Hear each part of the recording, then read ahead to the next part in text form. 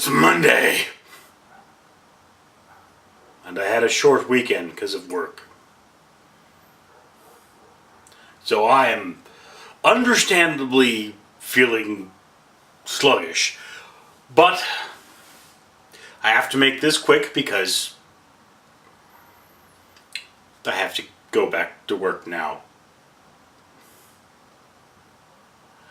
Right, so I'm naked because of a young lady named Trisha Hirschberger and the whole naked blog thing, and the point is to be as you as possible, which I don't really understand but don't care. I mean, you know, when you're vulnerable and on edge, is that really you?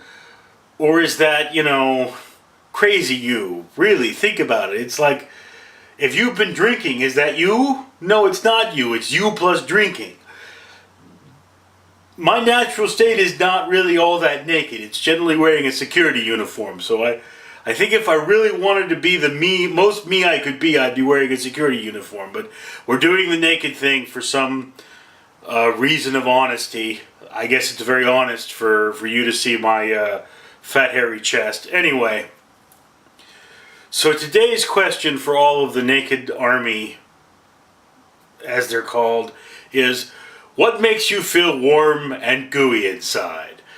And the first thing I could think of was beer.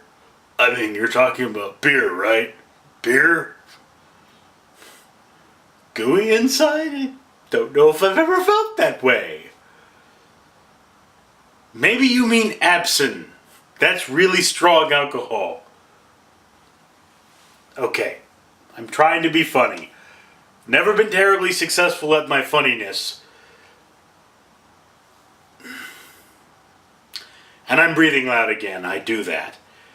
So, I'm assuming by warm and gooey, what we really mean is what makes you feel really good. Have we had the conversation about how my emotional responses have been terribly damaged by blunt force trauma? Yeah, I mean, I'm like this for a reason. It's the blunt force trauma thing. It screwed me up. I'm not like normal people. I have to pretend that I have emotions most of the time.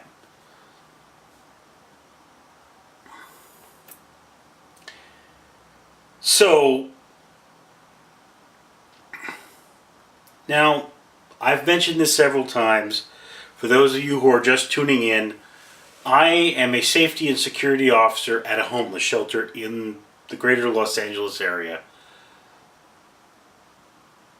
This means that there are an interesting set of things that make me feel good. One of those things, perhaps the most common, ironically, is when one of my clients or my ex-clients comes and tells me how I changed their life for the better. This happens, people will come up, they'll come to say hello, they'll say,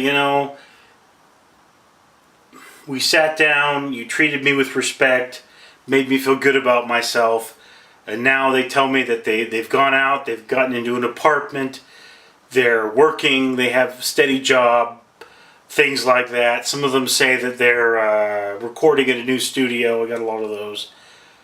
So that's the thing. When I realize that I've actually helped someone, when I've done a good job of that, that gives me that warm, gooey feeling, I guess you could say.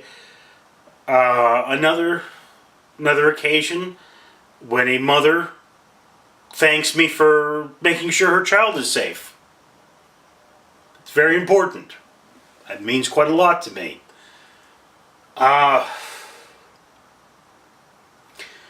One thing, when I find a lost animal and return them to their owner, that's happened to me a couple of times. I mean, somewhere in my blog, I will try to find this and post a link, but the video will go up before the link gets in there. I talk about finding this dog on my street. I walked outside one day, it was dusk, was dark. I thought I saw at the end of the street my neighbor, my cross-the-street neighbor. But what it turned out to be was this dog. And, you know, he seemed friendly. He was a larger dog, so I very cautiously approached him. I grabbed a dog biscuit because I had one of those on hand, because at the time I owned a dog. And I dropped it in front of him. He didn't seem interested. I figured he hadn't been lost long, because he wasn't hungry. And he had a collar on, but he didn't have a tag. So it was like, okay, this is a bad situation. What do I do? So I said, well, you know, my dog, Lord rest him, my Gus had to be put down this month. But my dog knows where his home is. So, I mean, I could take him, I could walk him. He knows all around the neighborhood, and he would walk right back home without having to be prompted. So I grabbed this dog by the collar. There was a handle on the collar, and I just walked with him. And we walked along the street, and every person I met, which were very few because this was now after dark, I would say, have you seen this dog? And a few people directed me that, you know, this was the corner. They had seen the dog before.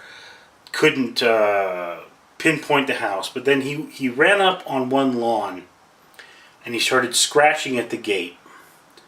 So I grab him, and I take him to the front door, and I knock on the front door, and this man with no shirt on, appropriate that I also have no shirt on, this man with no shirt on, and who I believe to be his father with no shirt on, came to the front door, and I said, does this dog belong to you?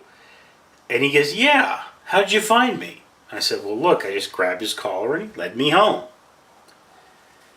And here's the thing about that. It illustrates a really important point when you deal with the kind of people I deal with. We don't necessarily need a huge amount of support. Not necessarily thousands of doctors and millions of dollars worth of medical care and psychiatric drugs or therapy sessions. Sometimes all we need is someone gentle to walk with us, and we can find our way home. Now, this means a lot to me. It means a lot to me because that's what I do in life. I help people find their way home. Not to the physical home, but to the home up here.